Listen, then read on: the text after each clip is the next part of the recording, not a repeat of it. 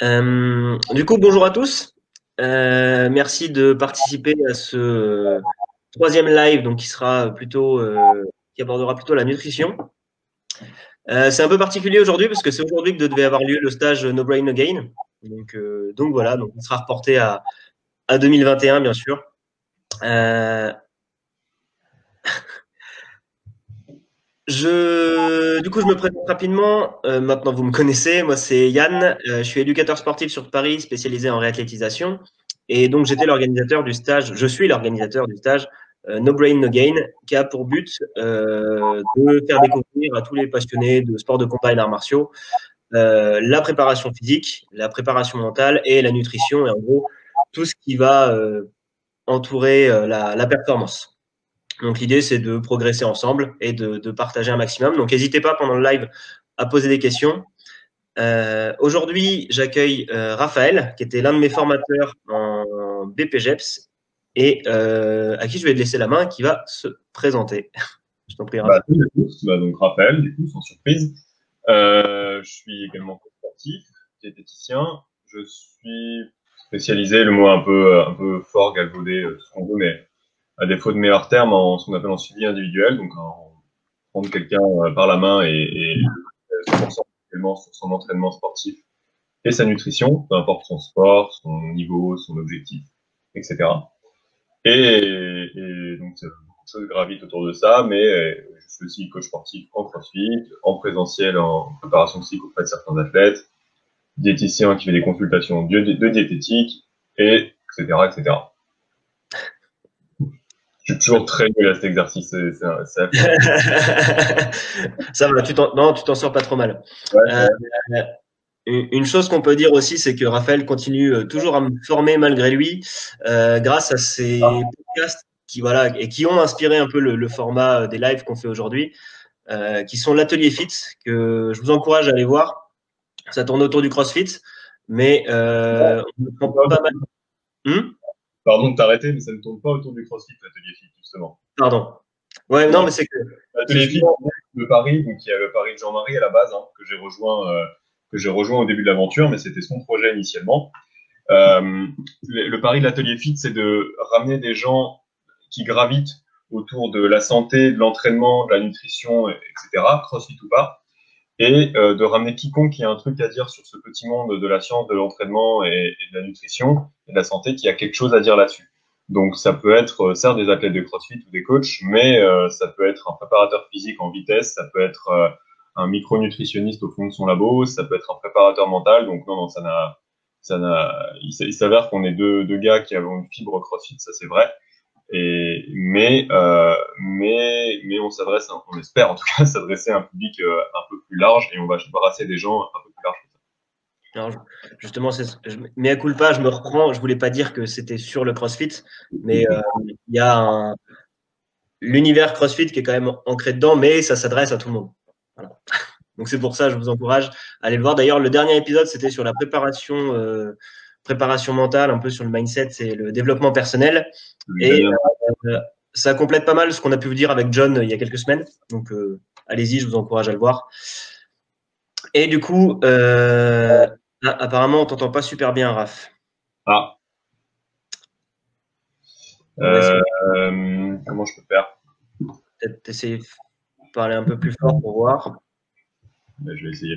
Bah, dites-nous dans les commentaires si ça se passe un peu mieux, sinon je mettrai un casque. Ouais, n'hésitez pas à nous faire un retour. Dites-moi si on m'entend pas. Non, je disais, dites-nous dans les commentaires si on m'entend toujours mal. Bah, apparemment, pas de retour pour le moment, ça doit aller mieux. Et du coup, donc je poursuis là-dessus. Moi, il me semblait important de faire appel à un spécialiste de la diète, et en plus Raphaël, qui est quelqu'un d'assez pédagogue, dans ce stage-là, parce que de mon expérience de combattant, on pense, apparemment ça va mieux, on entend. On pense savoir manger parce qu'on fait des régimes pour descendre à des poids et ça marche parce qu'on descend à des poids. Mais bien souvent, là c'est des conneries que moi aussi j'ai fait, c'est on arrête de manger, on mange plus de glucides, on mange que des protéines, on va s'entraîner avec un K-Whey pour perdre de l'eau. C'est des trucs, je me suis rendu compte après coup que c'était pas forcément les meilleures solutions et qu'il y a évidemment des solutions qui nous permettent, parce que ça va mettre en danger notre santé, et il y a des solutions qui vont nous permettre d'avoir une hygiène alimentaire et rester autour, quand même performant pour arriver à un poids et je pense avec des tips assez simples pour maintenir une, une hygiène correcte. Ouais, tout à fait. Du coup, est-ce que tu pourrais nous définir ton point de vue ou nous définir l'hygiène alimentaire pour que tout le monde soit d'accord sur ce Alors, qu'on parle? donc on va juste remettre ouais, un petit peu l'église au centre du village quant à l'emploi de ce mot hygiène alimentaire. Donc, je ne sais pas si c'est ce de quoi tu parles, et de toute façon, c'est quelque chose. Le fait de gérer sa diététique correctement par rapport aux fluctuations du poids, et notamment pour un sportif dans un sport à catégorie poids, donc principalement les sports de combat, mais aussi l'haltérophilie et d'autres sports comme ça, ça a une importance capitale, et il y a des façons de le faire, et il y a des erreurs à éviter pour optimiser, bien sûr. Maintenant, juste l'hygiène alimentaire, qu'est-ce que c'est? L'hygiène alimentaire, c'est notre comportement vis-à-vis de la nourriture et d'une assiette. Okay. Donc notre comportement vis-à-vis de la nourriture et d'une assiette, il n'est pas juste là pour faire joli, il est aussi là pour influencer directement sur comment vont être digérés et ingérés les aliments. Ok. Donc, qu'est-ce que c'est une bonne hygiène alimentaire? Une bonne hygiène alimentaire, et on va expliquer le pourquoi derrière, c'est manger lentement, prendre son temps, c'est mâcher ses aliments, c'est même, et j'aurais peut-être dû commencer par là, se mettre dans un cadre quand on mange serein et calme, c'est-à-dire manger avec son téléphone en faisant autre chose, c'est vraiment quelque chose à éviter. On va redire pourquoi. Encore une fois, c'est pas juste pour faire joli parce que notre maman nous a dit de faire ça. Il y a des vraies raisons physiologiques et de performance à faire ça. On va y revenir. On l'a dit, mâcher chaque bouchée, c'est éventuellement poser sa fourchette entre chaque béquet pour prendre son temps, c'est respirer, c'est un truc qui se fait beaucoup avant de manger, des respirations diaphragmatiques, etc., etc. Okay. Alors maintenant, pourquoi on fait ça? Il faut comprendre un truc simple pour tout ça, c'est le fonctionnement basique du système nerveux. Le système nerveux, il a deux grosses branches. Il a le système nerveux qu'on appelle sympathique ou orthosympathique, et il a le système nerveux, une branche qu'on appelle parasympathique. Okay. Ces deux branches-là, sous réserve de nuances, fonctionnent de façon opposée. Okay. Il y a souvent soit une prédominance sympathique, soit une prédominance parasympathique, et chacune de ces voies nerveuses vont activer ou inhiber certains comportements métaboliques, y compris la digestion. Donc le système nerveux sympathique ou orthosympathique, c'est le système nerveux responsable de l'action, du combat, de la fuite, bref, d'une réaction agressive, énervée et dynamique. Ok. Donc le système nerveux sympathique, qu'est-ce qui se passe physiologiquement? Ça entraîne des sécrétions adrénergiques. Ça entraîne un afflux massif de sang qui va migrer dans les muscles pour pouvoir alimenter un effort, par exemple. Ok. Et par opposition, ça inhibe les sécrétions gastriques, intestinales, etc., qui, elles, sont responsables de la digestion. À l'inverse, le système nerveux parasympathique, il est associé au retour au calme, à la méditation, à la concentration et à la digestion. Puisque le système nerveux parasympathique, lui, il a aussi pour rôle de ramener un maximum de sang directement dans l'intestin, dans le foie, au niveau de l'estomac, qui sont du coup plus irrigués, plus perforés, et perfusés, pas perforés, et du coup d'activer un maximum de sécrétions hormonales et enzymatiques qui vont servir à la digestion. Donc, sans rentrer dans des gros principes de digestion, ça c'est un truc qu'on pourra aborder pendant le stage, mais il y a des parties de la digestion qui sont dans votre estomac, notamment la digestion des protéines, grâce à des hormones et des enzymes très particulières, notamment la pepsine. Il y a des sécrétions, il y a des parties de la digestion qui sont dans l'intestin, grâce à des sécrétions du pancréas, à des sécrétions du foie, à des sécrétions de la vésicule biliaire, des sécrétions directement dans l'intestin, etc. Et il faut savoir tout n'est pas sécrété en permanence. évidemment. On ne peut pas toujours être dans un état physiologique. Donc ça se fait quand le système nerveux dit « Ok les gars, feu, c'est l'heure, on va manger, envoyez tous nos petits soldats, les enzymes, pour aider à digérer et à casser la nourriture en petits morceaux pour qu'ils puissent être absorbés efficacement. » Ok.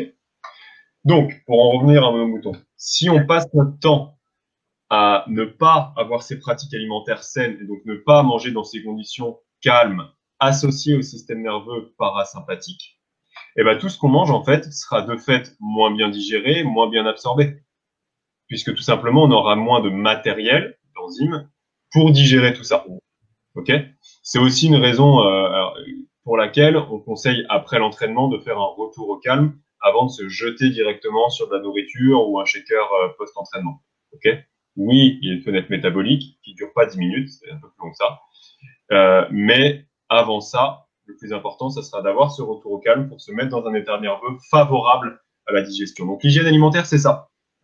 En fait, c'est avoir des comportements sains vis-à-vis de sa nutrition et de son assiette. Ok. Donc c'est pas manger un sandwich en marchant entre deux rendez-vous et complètement. Et bah voilà, prendre ton sandwich en marchant ou prendre ton sandwich posé à table, déjà le sandwich il aura pas la même absorption. donc du coup déjà avant de commencer à regarder ce qu'on va manger quand on veut perdre du poids, il faut regarder comment est-ce qu'on va le manger. Mais je vais te raconter une petite histoire que j'ai racontée à quelques patients à moi et qui est vraie, sans citer de nom. J'ai eu deux personnes qui avaient un peu les mêmes profils nutritionnels, c'est-à-dire des comportements alimentaires un peu dans les baskets. Bref, un état qui fait que on n'allait pas commencer par trier les sources de protéines, compter ses grammes de glucides, etc. On était clairement par là. Il fallait juste arrêter d'aller au McDo et des choses comme ça, tu vois. Donc ces personnes-là, c'était un tel bazar que le premier conseil et le seul au début, c'était tu vas mâcher 25 à 30 fois chaque bouchée. Ok. Et on se revoit dans un mois. Donc ces personnes-là, bah au début, bon, c'était un peu, enfin, t'es sérieux, au prix de la consultation, pardon, c'est un peu maigre hein, comme conseil, hein, mais je te rembourse s'il faut, si ça marche pas, c'est pas le souci. Bah, un mois après, il y avait une des deux personnes qui a perdu 4 ou 5 kilos et l'autre 3 kilos. Ouais, donc rien que ça. Ouais, rien que ça, parce qu'en fait, ça engendre plein de trucs. Bon, déjà, il y avait d'autres choix alimentaires qui étaient faits, et il y avait un autre truc, c'est que du coup, ces personnes-là prenaient leur temps pour manger.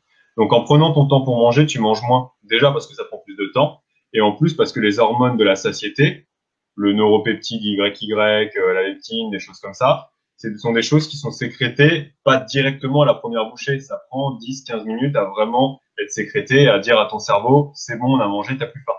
Et donc, comme on avait le temps d'atteindre ces 10-15 minutes, 20 minutes du fait de manger doucement, de reposer sa fourchette, etc., et ben, ces personnes avaient le temps de se sentir remplies avant de se gaver en 5 minutes et du coup manger 2 fois plus de calories que d'habitude, tout simplement. Ouais, c'est marrant parce qu'en fait, le choix du vocabulaire d'hygiène alimentaire que j'ai utilisé était conscient parce que c'est un cours que tu nous avais fait. Et je pourrais même te rajouter que moi, du coup, avant, je fais poids de forme, c'est 77-78 kilos. Je combattais en moins de 70 kilos pour la Coupe de France. Donc, je perdais 8 kilos en arrêtant de bouffer. Et dernière compète, j'ai exactement mis les conseils que tu viens de citer en pratique pour descendre à 75 kilos. Donc, j'avais 3 kilos à perdre. Mais je suis écœuré des régimes et j'en pouvais plus. Et je me suis juste rappelé ce que tu nous avais dit. Et du coup, je me mettais à ma table et je posais ma fourchette entre chaque bouchée. Et je prenais le temps de manger. Et je me suis vite rendu compte que en fait, j'avais plus faim avant de finir mon assiette. Alors qu'avant, j'avais fini l'assiette, mais j'ai encore faim, donc je continue de manger. C'est fou, hein. Donc, ouais, c'était vraiment, vraiment marrant comme système de fonctionnement. Et en plus de ça, tes aliments sont mieux absorbés parce que ne serait-ce que le mélange avec la salive, dans lesquels il y a des enzymes, si tu te rappelles de tes cours de physio de la digestion, il y a des amylases salivaires qui commencent à digérer les aliments dans la bouche, ok, en partie. Donc ça aussi, ça a son rôle. Et je vois un commentaire de Freddy Kyoku, qui est compliqué quand on vit à 200 km/h avec des contraintes pro, etc., etc. Donc, pardon Freddy, hein, c'est pas du tout pour taper sur les doigts, c'est juste que c'est une question, vous vous doutez bien, enfin, des remarques comme ça, j'en reçois 10 par jour. Oui, c'est vrai. C'est vrai. Ça, c'est dans un monde parfait et c'est plus dur pour certaines personnes que pour d'autres. Maintenant, je vais reprendre la phrase de Vincent Issartel qui nous a sorti dans un podcast qui m'a marqué, que j'ai reposté, enfin, je la trouve parfaite. C'est votre coach, votre nutritionniste par extension, n'est pas garant de votre condition physique et de votre nutrition. Moi, je peux expliquer pendant 2 heures ce qui, à mon sens, faut faire ou pas faire. Il y a un moment, si les gens le font ou le font pas, c'est leur décision. Donc, ce que je veux dire, c'est que votre vie, elle vous appartient. Si tout ça, c'est compliqué parce qu'on a une vie à 200 km/h et tout, il faut changer quelque chose. Parce qu'en faisant ce qu'on a toujours fait, on obtient ce qu'on a toujours obtenu. Et vous êtes les seuls responsables de votre vie, de votre life, de votre condition physique, tout ça. Maintenant, une fois qu'on a dit ça, il y a des périodes où on peut changer certains trucs, on peut se regarder dans la glace et dire, ouais, honnêtement, ça me va pas, il faut que je change 2-3 trucs. Fine. Faites-le. Ça m'est arrivé à moi, ça t'est arrivé à toi, ça arrive à tout le monde. Il y a des moments où c'est plus compliqué. Et dans ces moments-là, il s'agit pas de faire parfait. Il s'agit de faire juste un peu mieux qu'hier. Donc, je prends 5 minutes pour manger devant l'ordi. Ok, je te dis pas demain, mets-toi à table, prends une demi-heure, truc. Je te dis juste, ok, juste ces 5 minutes. Tu gardes tes 5 minutes. Oui, tu manges vite. Oui, c'est un sandwich. Je t'éteins l'ordi. Ou tu te mets sur un bureau ou dans une pièce. Juste ça. Est-ce que c'est parfait sur le papier? Bah non, la personne, elle mange toujours en 5 minutes. Ça sera pas forcément absorbé de la meilleure façon, etc. Oui, mais c'est un peu mieux. Ouais, mais t'as rajouté une étape. Le coaching, c'est ça. Que ce soit le coaching sportif ou nutritionnel, c'est ça. C'est de faire un peu mieux que la veille. C'est pas faire parfait. C'est pas de passer de 10 répétitions en squat à dire ok, on va en faire 20 2 fois plus lourd. Non, ça veut rien dire. On a fait 10, on va en faire 11. C'est pareil. Ok.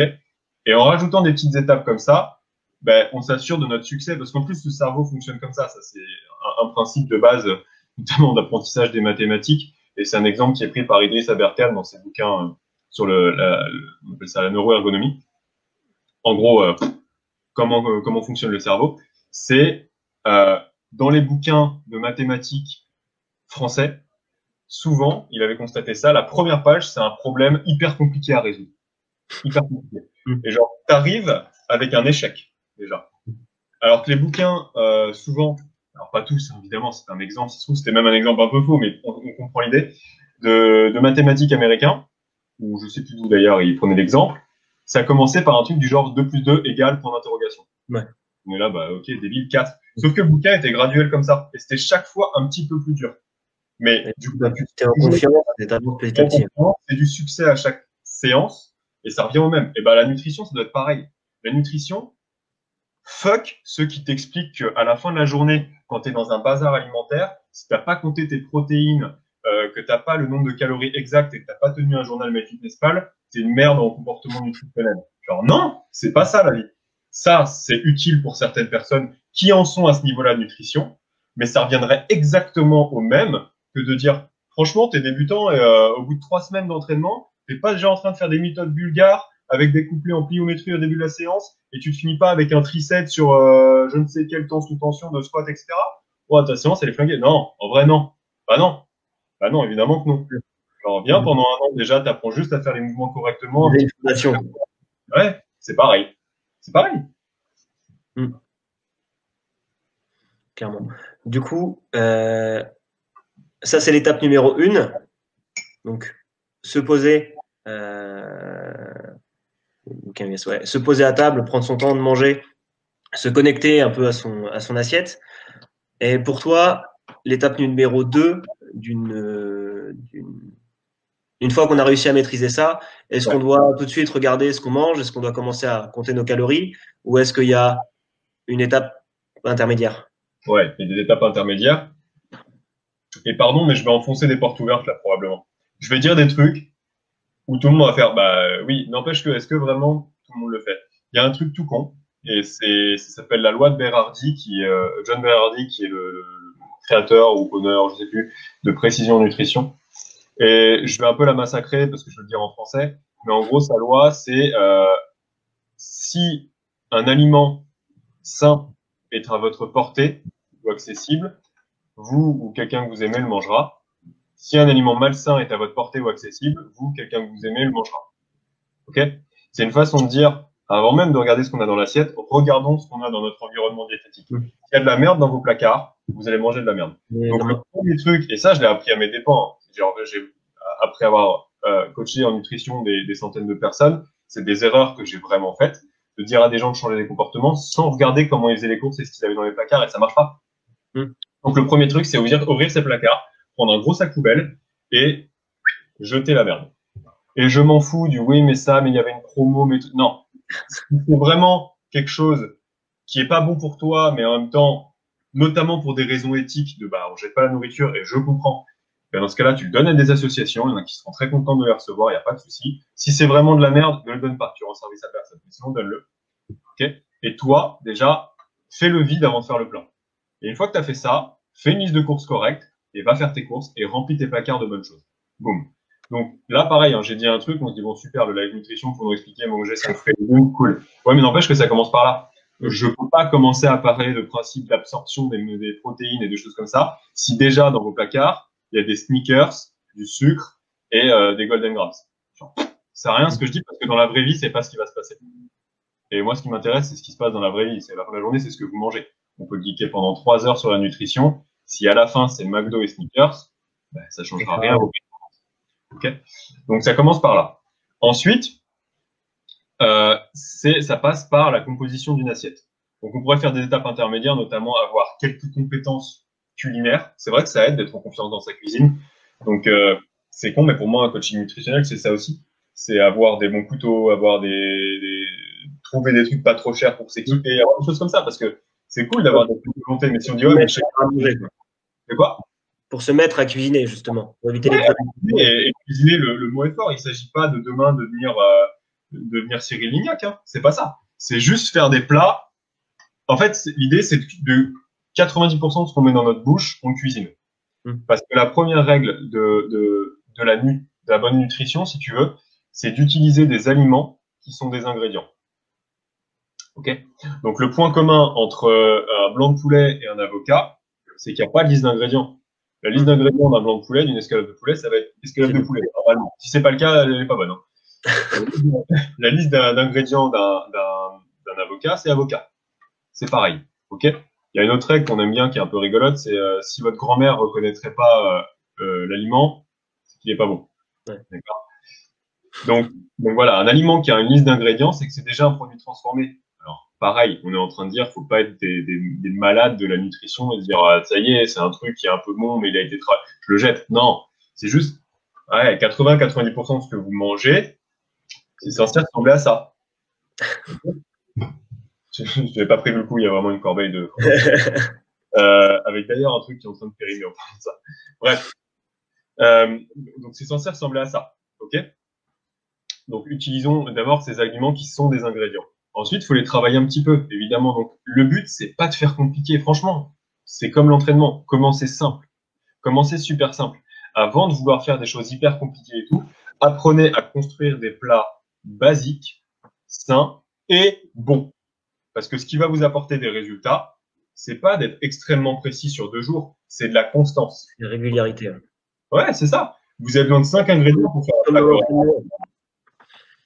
Allez, je prends un exemple très simple, évidemment il y en a d'autres, hein. Tu prends, je sais pas, des spaghettis, tu prends du steak un peu correct de chez le boucher. Oui, il y aura des choses pour les végétariens. Après, je prends vraiment un exemple sorti de ma tête. Hein. Tu prends des tomates fraîches ou, allez, c'est pas grave si tu as pris une petite sauce tomate un peu travaillée ou encore mieux, des sauces tomates fraîches où il n'y a rien dedans. Tu prends de l'huile d'olive, une huile d'olive et tu prends une tonne d'épices, sel, poivre, tu mélanges le tout, tu mets un peu d'ail, tu mets des oignons. T'as un super plat, ça t'a pris 20 minutes, je pense, à faire. Allez, 30 si tu le fais mijoter parce que c'est un peu meilleur pour les arômes. Terminé.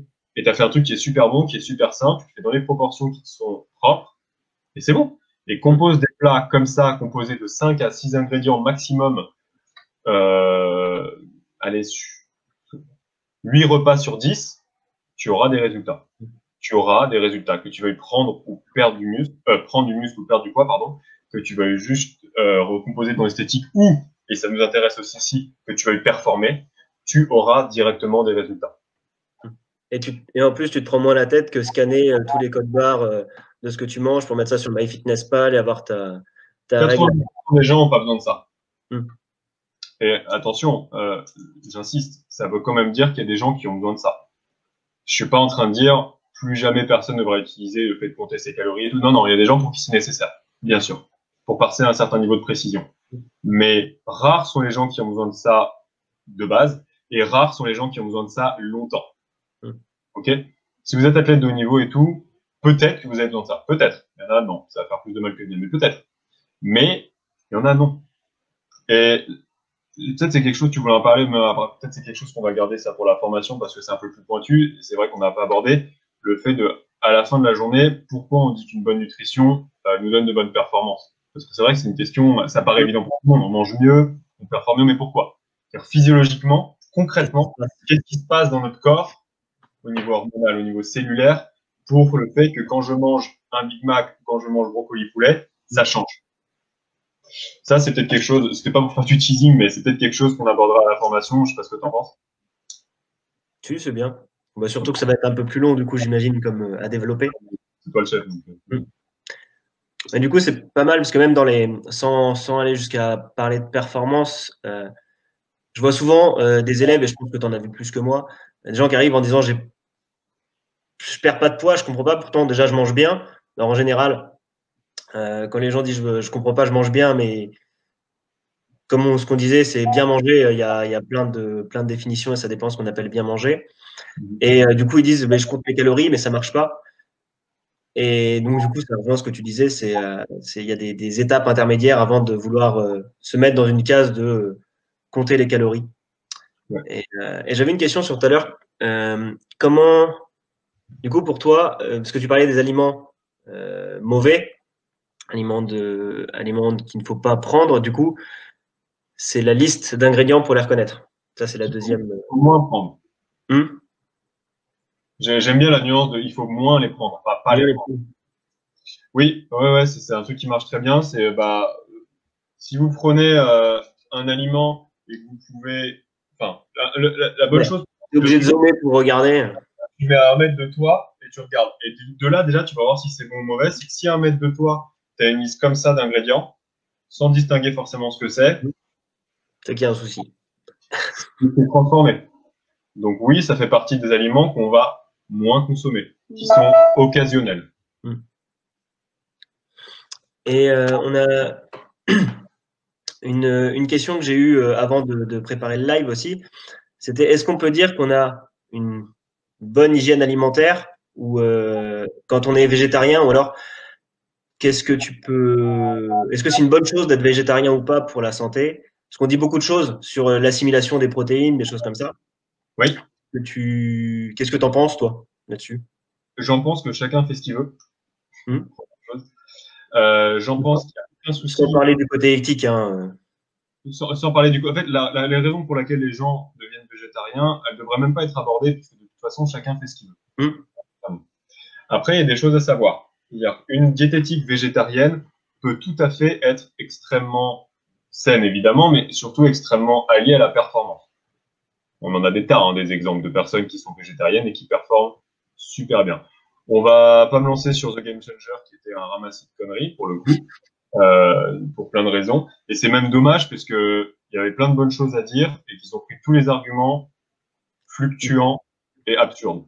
C'est-à-dire que quand tu prends un mec comme, j'en prends un parmi mille, McGregor, qui mettait 2 steaks comme ça dans la prune, avant un combat, et qui avait une hygiène alimentaire dégueulasse, venant d'un milieu pauvre irlandais, où c'est un désert nutritionnel, et que d'un coup, il y a un nutritionniste qui se met à consommer des légumes, et il dit « Waouh, avant le combat, j'ai arrêté de manger 2 steaks, je me sentais mieux, la viande est un problème. » Bref, voilà. Tout est une question de contexte. En fait, c'est juste, faut réfléchir un peu, quoi. Non, mais de toute façon, quand ils ont fini avec l'argument de la circonférence, de taille de pénis à la fin, en fonction de si on avait mangé de la viande ou pas. Bon, ok. C'est qu'ils avaient tout écumé avant. Ouais, après, non, mais il y avait des trucs bien intéressants, mais si tu veux, le documentaire est produit par James Cameron, qui est une société de compléments alimentaires végétariens, en l'occurrence. Oui, voilà. Et c'est ça qui intervient dans le truc, quoi. Non, mais bref, tu vas pas pour parler du reportage, c'est juste pour dire qu'il y a énormément de choses géniales à dire et probablement plein de choses extrêmement intéressantes avec les régimes végétariens ou véganes et que malheureusement, ce documentaire n'en faisait pas partie. Mais, ceci dit, le truc dans les régimes végétariens qui est un petit peu tricky, c'est l'apport en protéines. Ça, on est d'accord. Ok. Donc, l'apport en protéines, il y a la première question qu'il faut se poser, c'est est-ce que les végétariens ont besoin d'autant de protéines que les non-végétariens. Végétariens, pardon, je vais le dire au sens large, hein, je pense aux végétariens et aux véganes. D'accord? Je parle pas forcément des pesco-végétariens ou tout ça, parce que c'est beaucoup plus facile à gérer. S'il y a du poisson, déjà, généralement, on a des sources de protéines animales et ça se fait. Mais pour les végétariens, donc, ou les véganes, je vais dire végétarien tout le long, ce sera plus simple. Je sais qu'il y a une différence. M'attaquez pas, m'envoyez pas des photos de chiens morts, ça n'est pas la peine. Moi aussi, je suis très triste. J'ai un petit chat qui est en train de monter sur mon épaule à l'heure actuelle, donc ne vous inquiétez pas, je les adore.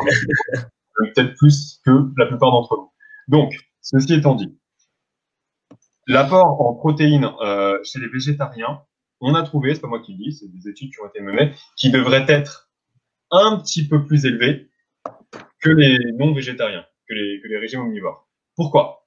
Parce qu'en fait, les protéines végétariennes ont une digestibilité un petit peu moins importante. Okay, c'est-à-dire que pour 100 grammes de protéines végétariennes absorbées, on en aura un petit peu moins à la fin de digérer que par rapport aux protéines, animales. Pardon. Okay, donc de ce fait, le grammage de protéines par jour devrait être un peu plus important. Première chose. Maintenant, c'est pas très compliqué à faire en réalité, puisque des sources de protéines végétariennes, il en existe plein. Le temp, okay, qui est du soja fermenté, qui sont du temp tempé, enfin quelque chose comme ça. Le tofu, les edamame, les lentilles, pardon, oui, les légumineuses en général de toute façon, etc., etc. Toutes les beans de toute façon auxquelles on peut penser, l'amarante, le sarrasin, les oléagineux qui peuvent être hyper intéressants. Pour les végétariens, évidemment, il y a les produits laitiers, les œufs. Pour les véganes, c'est pas le cas, mais tous ceux que j'ai cités avant, oui, ils ont un apport massif. Donc généralement, il n'y a pas trop de soucis là-dessus. Le seul truc, c'est que ça va apporter aussi pas mal de glucides. Donc généralement, pour quelqu'un qui veut performer et ou prendre un peu de muscle, c'est pas trop un souci, parce que de toute façon, il y aura besoin de ces glucides. C'est à un peu plus regarder. Généralement, c'est quand même pas mal d'avoir un accompagnement diététique là-dessus par quelqu'un qui s'y connaît, ou alors de faire ses recherches. Ça peut être un peu plus problématique quand on veut perdre du poids et qu'il y a une réduction calorique, parce que de fait, il faudra garder des taux de protéines intéressants et en diminuant les calories et donc en partie, je dis bien en partie, les glucides. Donc, il faudra faire attention à cet apport. C'est là où notamment des compléments en protéines végétariennes peuvent être intéressants. Mais ça, c'est très individuel. Il y a des gens qui n'en ont pas besoin. Donc, pour répondre à ta question, attention juste au taux de protéines pour les végétariens, parce qu'on pareil, des études ont été menées pour dire oui, mais une fois qu'on a dit ça, il y a une étude, des méta-analyses très simples qui ont été menées, c'est de dire entre un régime végétarien et omnivore, en moyenne, combien de repas riches en protéines par jour les personnes consomment. Et c'est vrai que les végétariens avaient tendance à moins consommer de repas riches en protéines. C'était en moyenne, ok?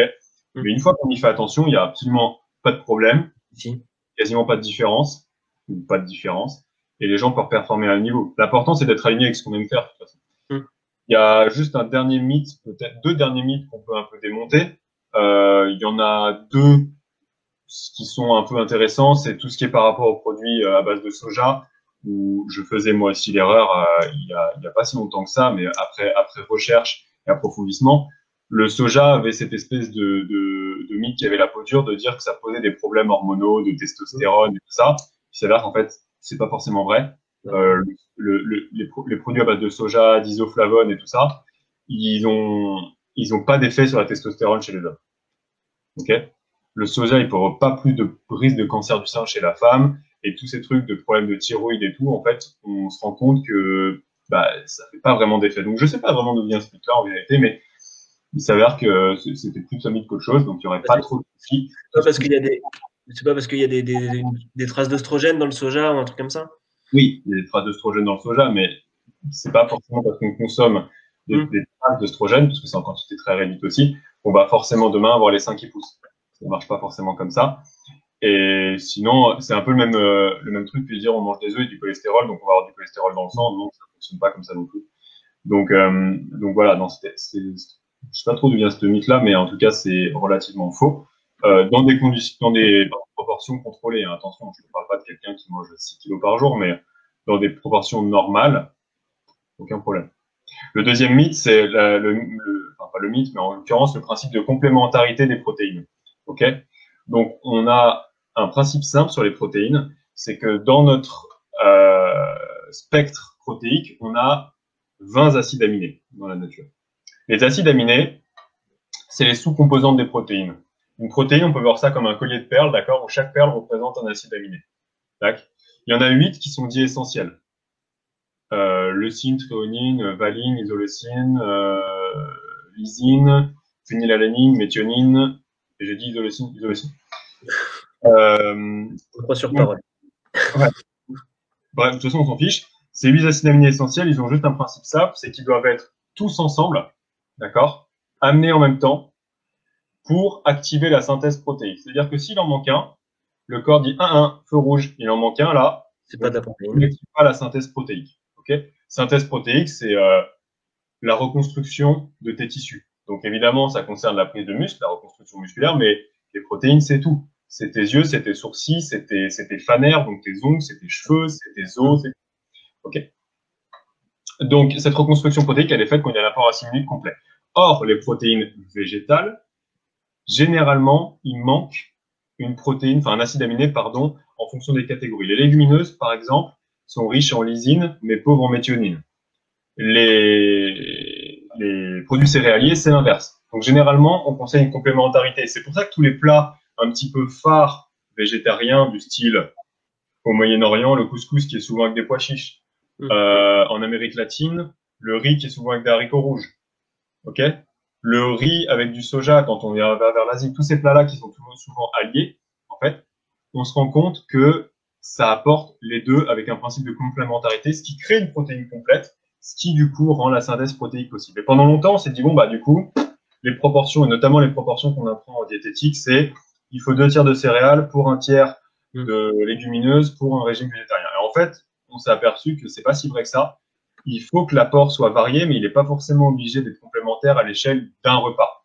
C'est-à-dire, ce serait plutôt l'échelle d'une journée, en fait. C'est-à-dire, OK, sur une journée, variez vos sources de glucides et donc de protéines pour les végétariens, mais vous n'avez pas forcément à chaque repas à avoir les deux. Si tu as un repas, du riz, le repas du soir, tu as des lentilles, la complémentarité se fera et la synthèse protéique se fera correctement.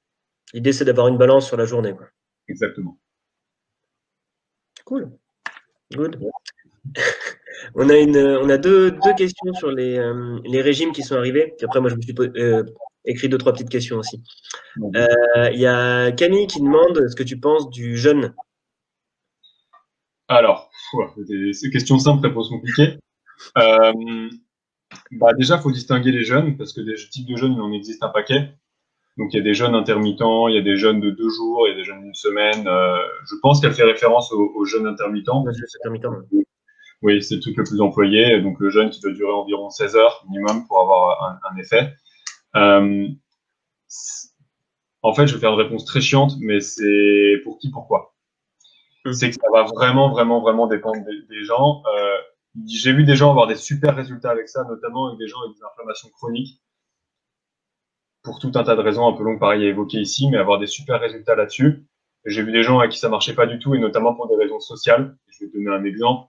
Des gens qui ont des horaires de coach, parfois, et qui du coup rentrent tard du boulot, qui du coup veulent manger avec leur nana, leurs enfants, peu importe, et ça devient compliqué parce qu'à ce moment-là, ils mangent plus parce qu'ils sont en jeûne et des choses comme ça. C'est juste socialement que ça devient compliqué. Parce que voilà. Donc là, pour ça, c'est pas top. Et à part ça, en termes de résultats, c'est très individuel. J'ai vu des gens avoir des super résultats avec. Je vois aussi des gens avoir des super résultats sans pratiquer du jeûne intermittent. Donc, pareil, pardon, réponse chiante, mais ça m'arrive de prescrire un jeûne, mais c'est rare. C'est plutôt sur demande de la personne qui a envie d'essayer. Et après, on régule. Donc, le mieux que je puisse vous dire là-dessus, c'est essayez, voyez les effets sur votre corps. Essayez plus d'un jour. Hein. Essayez 1 mois.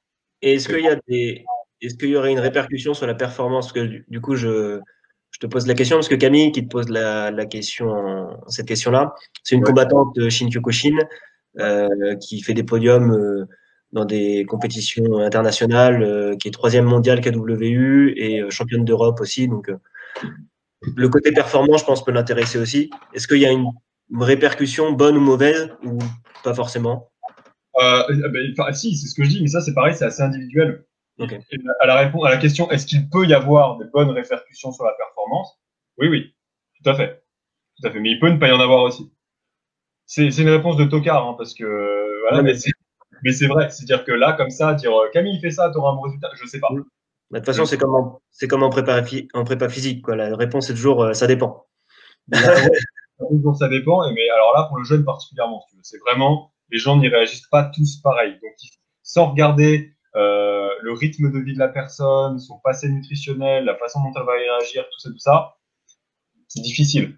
Donc, c'est bien à faire quand on a un bon accompagnement et qu'on essaie assez longtemps pour voir les effets sur son corps. Ça marche. Ce serait quoi les facteurs à mesurer pour voir des effets ou des bons ou mauvais effets, mis à part le poids et la masse graisseuse? Au-delà des prises de sang et des carences éventuelles qui ne devraient pas forcément avoir lieu, le gros facteur, c'est pour un sportif, ça va être la performance à l'entraînement. La Ça forme. va être la performance à l'entraînement, la qualité du... On voit pas mes doigts. La performance à l'entraînement, la qualité du sommeil et l'acuité mentale tout au long de la journée. Savoir est-ce que ta journée, ton acuité mentale a fait ça ou alors est-ce qu'elle fait ça. Voilà. Ok, ça marche. Et du coup, deuxième petite question sur un autre régime. C'est Adriana qui pose la question. Je pense qu'on peut la poser en deux temps. C'est qu'est-ce que tu penses du régime keto? Et du coup, Ouais. qu'est-ce que tu en penses à long terme? Parce que c'est le régime à la mode, du coup. Bah, tu veux une diète cétogène, donc rappelons peut-être ce que c'est. Une diète cétogène, c'est une diététique très très très pauvre en glucides qui a pour but, avec un appauvrissement en glucides, que le corps réagisse en produisant ce qu'on appelle des corps cétoniques. Les corps cétoniques qui sont entre autres dérivés du cholestérol. Et les corps cétoniques ont pour effet de nourrir certaines cellules qui, à la base, ne peuvent fonctionner qu'avec des glucides. Les globules rouges et les neurones, par exemple, sont deux types de cellules qui, normalement, ne se nourrissent que de glucides. S'il n'y a pas de glucides, ils ne peuvent pas fonctionner, donc ils meurent, donc vous mourrez aussi. Okay, donc le corps, quand il se met en survie, il produit des corps cétoniques capables de nourrir ces cellules-là. Bon. Une fois qu'on a dit ça, on a constaté des bienfaits à la production de corps cétoniques. Maintenant, d'un point de vue santé, oui, il y aura des effets. Par contre, je connais aucun sportif de niveau en cétose. Il y en a peut-être, hein, il y a des exceptions qui confirment la règle. Mais moi, là, comme ça, quelqu'un qui s'entraîne 2 fois par jour, dont le corps est une machine qui fonctionne sans glucides, surtout en combat, j'en vois pas. Alors, pour l'avoir fait, c'est pas une bonne idée. Ça marche pas. Attention, redisons que d'un point de vue santé, pour la personne qui s'entraîne 3-4 fois par semaine sans forcément faire des entraînements extrêmement intenses, ou même si, pourquoi pas, mais ça reste occasionnel, et qui prend soin de sa santé et tout, il y a des super effets, bien sûr. Maintenant, si votre but, c'est de péter la gueule à quelqu'un d'autre sur une base quotidienne en combat, en cétose, pour moi, ça va pas marcher. Ça marche. Et du coup, parce que là, Adriana, c'est une ancienne combattante de haut niveau qui a combattu aux mondiaux aussi, mais qui aujourd'hui combat plus. Et du coup, utiliser une diète cétogène à long terme, il n'y aurait pas d'impact sur la santé? Ou il y a des choses à surveiller? Alors, on constate des résultats, notamment sur le vieillissement cellulaire, les marqueurs d'inflammation qui sont peut-être... La vérité, c'est que les études n'ont pas été menées assez longuement et avec assez d'argent pour l'instant pour avoir une vraie réponse là-dessus, quoi qu'on en dise. Donc, faut un peu attendre. Ok. Faut un peu attendre. On trouve des trucs. Hein. Allez sur PubMed, regardez, il y a des tas et des tas d'études que j'ai pas assez revues pour vous dire la vérité. Mais il y a surtout, il n'y a rien de encore extrêmement sérieux et de ce qu'on appelle des méta-analyses, donc des revues de plusieurs études pour tirer une conclusion fiable qui, à mon sens, sont déjà sorties. Il y en a peut-être, hein, je peux me tromper, dans ce cas-là, mais pas, mais j'en ai pas vu passer. Ça marche. Donc, attendre de voir, essayer et surveiller quand même de temps en temps notre santé avec une prise de sang. Quoi. Et après, moi, j'ai des clients qui sont en cétose. Et ça se passe très bien, tu vois. Mais c'est pas des combattants et c'est pas des combats et encore moins ça se fait de niveau. C'est juste des gens qui veulent s'entraîner pour leur santé et se sentir bien et c'est tout. Et pour le coup, l'apport très bas en glucides, entraîne des variations glycémiques dans la journée beaucoup moins importantes. Et eux, ce qui est important pour eux, c'est de s'entraîner, retourner bosser et être capable de faire la machine pour bosser toute la journée. Pour ça, le fait de ne pas avoir de pic de glycémie ou de sécrétion d'insuline les stabilise et ça leur permet d'avoir une acuité mentale intéressante tout au long de la journée. PS, ça marche bien aussi avec le jeûne, ça pour le coup. D'accord. Le fait de pas être en digestion, on a une concentration accrue. Ça, c'est un fait. Donc, c'est aussi un argument pour dire que certaines personnes mangent beaucoup moins pour avoir cette acuité mentale. Pour rester concentré. Pour rester concentré. Ok, intéressant. Je vais revenir un peu sur le début de conversation qu'on avait tout à l'heure, où on a commencé à en parler, mais on est parti sur autre chose. Comment est-ce que tu composerais une assiette pour le quotidien? Alors, revenons à l'école. Composer une assiette au quotidien. Donc, c'est relativement simple. Vous avez peut-être déjà dû entendre ce modèle un petit peu partout. Vous prenez votre assiette. Vous devez avoir une source de protéines, une ou plusieurs, mais une source de protéines qui, normalement, va être l'équivalent de la taille de votre paume. OK? C'est facile, votre main, vous l'avez toujours avec vous, a priori. Donc, là, si vous êtes combattant, j'espère. La deuxième chose, ça va être, franchement, un jour, j'ai un humour noir, je vais me faire tacler, ça va être. La deuxième chose, vous allez avoir une source de glucides, ok, qui va être à peu près le creux de votre main. Ici. Donc, ça va évidemment dépendre de votre gabarit, de vos objectifs. Il y en a qui en auront bien plus que ça. La troisième, c'est que vous allez avoir une source de lipides qui va être équivalent en proportion à votre pouce. Alors, l'idée, c'est pas de tremper son pouce dans l'huile d'olive, c'est de dire, des lipides, oui, il en faut. Versez pas une bouteille d'huile, ça va pas bien se passer, mais il en faut. OK? Sur tout ça, évidemment, vous allez avoir des légumes que vous n'avez pas besoin de compter. Il y a des moments où les légumes seront à limiter, notamment autour de l'entraînement ou de combat, ça c'est évident. On y reviendra après si tu veux. Mais, pour faire simple, légumes variés à volonté, n'ayez pas peur. Et évidemment, ce qu'on a dit tout à l'heure, composer une assiette, c'est des saveurs. OK? Manger, je sais pas pour vous, mais pour moi c'est cool. Moi c'est cool. Je reviens à ce que je disais dans un instant, mais ça me permet de faire la parenthèse sur vous n'avez pas besoin de brocoli vapeur à longueur d'année. Cette espèce de mythe là qu'il faudrait tout optimiser pour l'absorption vitaminique et tout. En réalité, si vous faites des brocolis avec un peu d'huile d'olive, des épices, de l'ail, revenus dans une poêle ou au four, peu importe comment vous aimez ça, clac, clac, clac, et vous les mangez sur une base, je dis des brocolis ou autre chose, hein, vous les mangez sur une base quotidienne tout au long de l'année, ou alors si vous les faites vapeur, vous allez dire ouais, mais les études statistiques elles montrent que l'absorption vitaminique elle est moins importante. Oui, c'est vrai. Enfin, il y aura moins de vitamines, elles auront été cramées. Par contre, dans la vie, ce que ça fera comme différence dans la vie réelle, zéro. Ok? Il n'y aura pas de différence dans la vie, en vérité, sur votre statut vitaminique, parce qu'il y a une différence statistique dans un laboratoire. C'est ça que je veux dire. Ok? Donc, l'important, c'est d'avoir une constance sur la consommation de ces légumes. Mais après, faites-vous plaisir sur leur préparation. Il faut que vous ayez envie de les manger, parce que le but, c'est que vous les mangez longtemps. Si à chaque fois, c'est une épreuve, c'est pas le but. Après, si vous aimez les trucs à la vapeur, évidemment, faites-le. C'est pas ce que je veux dire. C'est une façon de dire de la constance et du plaisir, ça peut aller ensemble. Ok? Donc, une fois qu'on a dit ça, ces protéines, ces lipides, ces glucides, il suffit de les prendre dans les bonnes sources d'aliments. Et ça, on l'a dit, c'est des aliments qui sont des ingrédients. Des ingrédients. Elle est bon dans son placard. Donc, c'est relativement simple, en fait. Il s'agit de... Moi, ce que je conseille au début, c'est toujours se faire des espèces de 10 plats phares, 5 à 10 plats phares. Et si vous ne les avez pas en tête, il existe des centaines de PDF, d'infographies gratuites sur Internet que vous avez juste à fouiller pour trouver, de plats, des recettes relativement simples. Si c'est pas ça, c'est des bouquins, c'est des trucs relativement simples pour vous donner des idées. Et une fois que vous maîtrisez cette base-là, vous allez décliner et vous allez essayer d'autres choses. Mais la base d'une composition d'une assiette, c'est ça. Et un autre truc, une base d'une bonne nutrition, c'est de préparer plusieurs à l'avance. Et comme ça, comme tout le monde, hein, vous rentrez, que vous avez une journée à 200 km/h, comme on disait tout à l'heure, et que vous rentrez le soir. Je prends mon exemple perso, tu vois, moi aussi, parfois je finis tard. Moi aussi, je rentre, j'ai la flemme, j'ai qu'une envie, c'est d'aller sur Deliveroo. Mais quand j'ai un Tupperware ou deux qui m'attend dans le frigo, que j'ai juste à sortir et de réchauffer de choses saines et bonnes, et ben, j'ai rendu service au Raphaël de 23 heures, qui se réveille dans 7 heures et qui a qu'une envie, c'est de manger, dormir. Mais ça, le Raphaël de la veille qui avait le temps, il a pensé. Il est sympa.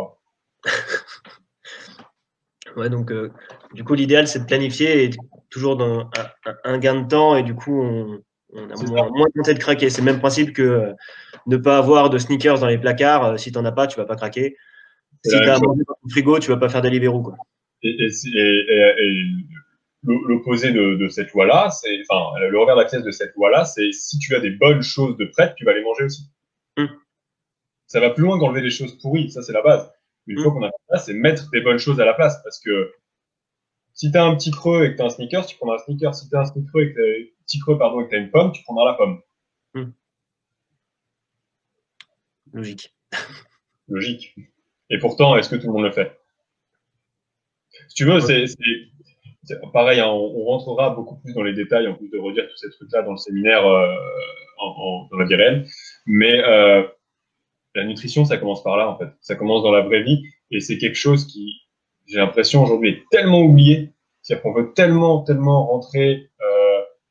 Je pense que c'est aussi un peu l'ère des réseaux sociaux, d'avoir envie d'expliquer des choses un peu complexes. Peut-être paraître malin aussi, faut le dire. Hein, et ça m'arrive, hein, moi aussi, j'ai envie d'expliquer des trucs un peu compliqués. C'est cool. C'est cool à expliquer. Sauf qu'en vrai, ça rend moins service aux gens que de revoir des choses comme ça. Tu changes moins de vie, en fait. En expliquant le pourquoi du comment physiologique d'un fonctionnement hormonal, tu changeras moins de vie en bien que d'expliquer comment remplir ses placards de choses bonnes. Et le rôle d'un coach, c'est ça. Hein. Sinon, tu fais chercheur. Mais je pense qu'on voit la même chose. On voit la même chose dans les salles de sport. Si tu veux, c'est toujours le truc. À l'inverse, faut pas tomber dans le ouais non mais c'est bon, on a pas besoin de savoir ces trucs-là. Quand on est coach, on s'en fiche. Non non. Si tu veux expliquer ça, faut savoir ça. Donc c'est tout taf en tant que coach d'aller faire ce travail de recherche. Par contre, toi, quand tu l'expliques, faut expliquer ça en termes simples. Faut le synthétiser. C'est ça. Ça roule. Du coup, là, je vois le temps qui passe. J'aurais juste une dernière question pour rebondir sur les deux petites choses que tu as pu dire. Parce que tu parlais de McGregor qui se mangeait un steak, deux steaks avant d'aller combattre et tout à l'heure, tu nous disais de diminuer les légumes. Qu'est-ce que tu conseillerais de manger, de consommer avant ou après un entraînement ou une compétition, en approche de compétition? Ouais. Alors, je vais faire une espèce de réponse en 3 temps, il me semble. Je vais peut-être partir du plus près du combat, c'est-à-dire le moment où ça démarre, ou le moment où l'échauffement démarre, peu importe. Il y a un truc qui revient souvent, c'est à l'entraînement, ou peu importe, c'est je commence l'entraînement, Raph, et parfois j'ai un peu faim au début de l'entraînement. Qu'est-ce que je dois manger? Et ça, la réponse est tout le temps la même, c'est avoir un petit peu faim au début d'un effort, un combat ou un entraînement, c'est une bonne chose. Pourquoi? Parce que ça veut dire que votre estomac est vide. Et comme votre estomac est vide, ça veut dire que tout le sang peut aller dans les muscles et que vous pouvez passer en système nerveux sympathique, comme on disait tout à l'heure. Ok? Ça veut dire aussi que vous allez pouvoir efficacement utiliser l'énergie à disposition dans vos muscles. Il faut comprendre que l'énergie fournie pour un effort, c'est pas l'énergie des aliments qui sont en digestion dans votre estomac. Celle-là, elle ne sera pas utilisable tout de suite, elle n'est pas digérée encore.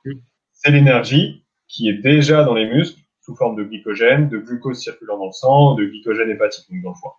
Okay, c'est cette énergie-là, qui va être utilisée pour fournir des efforts.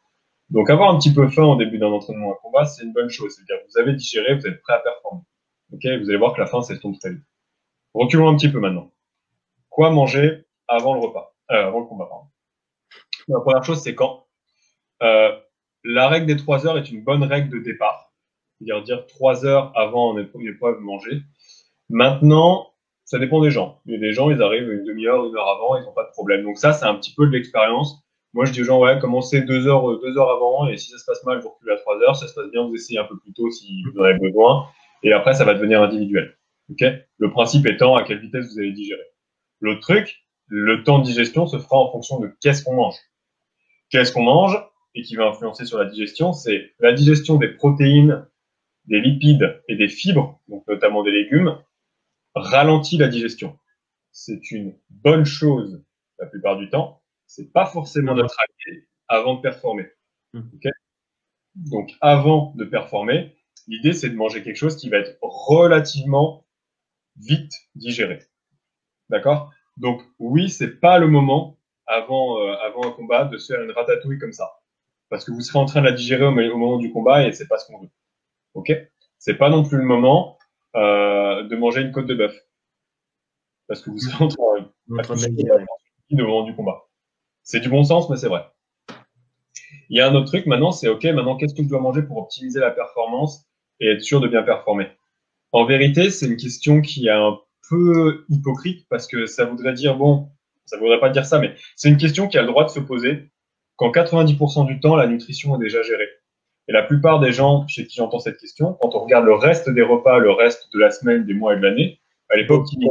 Donc, le premier truc, c'est avant de te soucier de la pilule magique avant le repas, et par pilule magique, j'entends quel aliment là va me faire.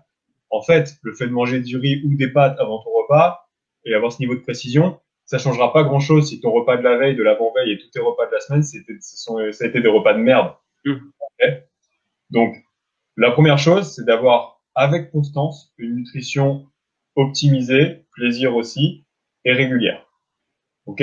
C'est la première chose. Ça, c'est ce qui va vous permettre de performer au combat. Parce qu'accessoirement, vous aurez performé à l'entraînement et de toute façon, votre corps sera habitué à fonctionner sur ces nutriments. Maintenant, si on dit que ça est optimisé, il y a deux choses. La première, c'est de surtout pas tenter quelque chose de nouveau le jour d'un combat. Le niveau de stress d'une compétition fait que notre système digestif est forcément un peu perturbé et on ne veut pas essayer quelque chose de nouveau. La deuxième, c'est d'être sûr d'être suffisamment rechargé en glucides avant un repas.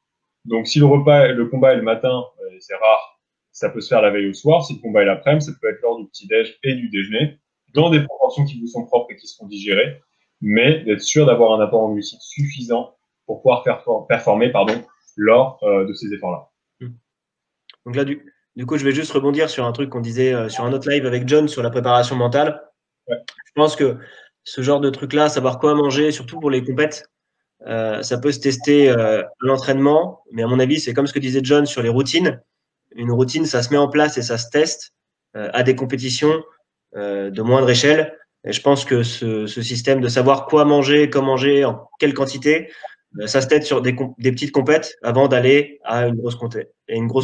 La préparation physique et la nutrition, ça travaille main dans la main. Ce qu'on appelle des mock meets en anglais, mais c'est ça, c'est des simulations de compétition qui, certains compétiteurs, peu importe votre sport, vous devriez le faire de toute façon. Ok? Elles permettent, oui, de simuler le stress d'une compétition, elles permettent de savoir des petits trucs genre, quand est-ce que je m'échauffe? Quand on dort? Est-ce que j'arrive à me reposer entre des combats ou en crossfit, des events ou en judo, ça se fait beaucoup plusieurs combats par jour? Comment je récupère? Est-ce que je peux quelqu'un qui se met sur le vélo ou quelqu'un qui va faire une sieste? Et tous ces trucs-là, c'est bien de les avoir vécus. Et évidemment, la nutrition en fait partie. Le jour du combat, qu'est-ce que je fais? Est-ce que je mange? Est-ce que je mange pas? Est-ce que je suis mieux quand je prends quelques amandes et quelques grains de raisin séchés, mais que toute la journée, je reste un petit peu sur cette base-là, mais sans manger de gros trucs et je mange le soir? Ce qui fonctionne le mieux en généralement, d'ailleurs, au passage. Voilà, tous ces trucs-là. Est-ce que je fonctionne bien avec des boissons de l'effort? Avec de la maltodextrine en poudre avec de l'eau? Est-ce que c'est quelque chose qui me fait un pic de glycémie et qui me fait chuter? Tous ces trucs-là, vous avez besoin de les tester, en fait. Faut pas les découvrir le jour du combat, hein. Ça va pas bien se passer. Donc, lorsque vous faites vos simulations de compétition, et ça, c'est aussi le travail de votre coach de vous les programmer, vous devriez aussi simuler votre nutrition. En tout cas, faire vos expériences en nutrition en adéquation avec tout ça. Boum, une heure pile. on va conclure.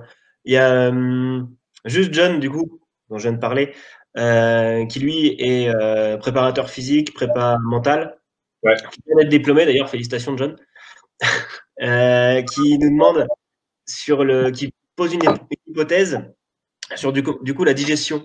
Est-ce que le fait de mixer tous les aliments d'un repas et de manger une espèce de purée de repas, ça accélérerait la digestion? Ça accélérerait un petit peu. Maintenant, si dans ce repas-là, il y a quand même des lipides, des protéines et des fibres, on a beau les mixer, si tu veux, à l'échelle cellulaire, ça sera quand même des molécules qui n'ont pas forcément été toutes cassées. Donc, ça peut avoir son intérêt. Maintenant, avant de penser à ça, il faut penser à quels aliments on choisit. Si c'est pour dire, je veux absolument, moi, avant le repas, avoir ma côte de bœuf, donc je vais la mixer. Non, mais je pense pas que c'est ça qui pensait, évidemment, mais. Non. Ça marche. Écoute, je pense qu'on va pouvoir conclure là-dessus. On a atteint notre heure de live. sais pas s'il y a une dernière question. On va attendre 2 minutes. Mais... ça n'a pas l'air. John nous remercie. De rien. Je disais de rien, John. Et du coup, moi aussi, je vais te remercier, Raph. Bah, avec grand plaisir. Merci à toi de l'accueil. Merci à toi de l'accueil, c'est un honneur. De rien, je t'en prie. Toujours un plaisir d'échanger, toujours un plaisir d'apprendre avec toi. Et encore merci à tous ceux qui nous suivent, qui étaient là. On était une vingtaine aujourd'hui, donc c'était cool. Comment est-ce qu'ils peuvent te contacter? Où est-ce qu'ils peuvent te rejoindre, te suivre, les gens sur les réseaux? Il y a un site internet qui arrive, mais en attendant, le plus simple, c'est Instagram. C'est encore là où je suis le plus actif. Donc, c'est Raphaël-l'atelier fit, tout attaché, sur Instagram. Donc, c'est le plus simple. Voilà. N'hésitez pas à m'envoyer un message, une question. Je suis parfois un peu lent. Je n'ai pas les notifications et tout, je rate pas tout le temps. Mais voilà, je réponds toujours généralement. Donc, n'hésitez pas. N'hésitez pas et plaisir de discuter avec vous. Ça roule, merci beaucoup. Là, je viens de voir Thierry qui vient d'arriver, qui dit qu'il l'a loupé. Vous en faites pas, je vais faire juste me laisser le temps de faire un petit montage. La vidéo sera dispo sur YouTube d'ici demain. Et en attendant, je vous dis merci à tous et à la semaine prochaine, du coup. Merci à tous. Salut. Alors, attends.